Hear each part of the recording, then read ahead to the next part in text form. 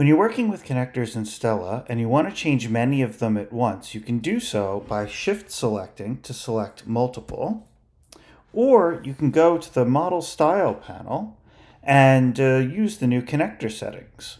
So you can increase globally the default connector thickness for all connectors in your model, as well as the size of the polarity symbol by using the connector settings here in the Model Style panel. These settings, like all styles in Stella, cascade from the new model defaults as well.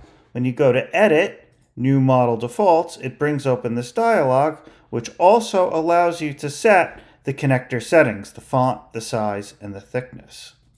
Any setting set like this can easily be overridden at the individual connector. So I could, for instance, make this one less skinny, put its polarity symbol back to the old size, and change its color to blue. So that's how you can use the style system to control connectors in Stella Architect 3.3.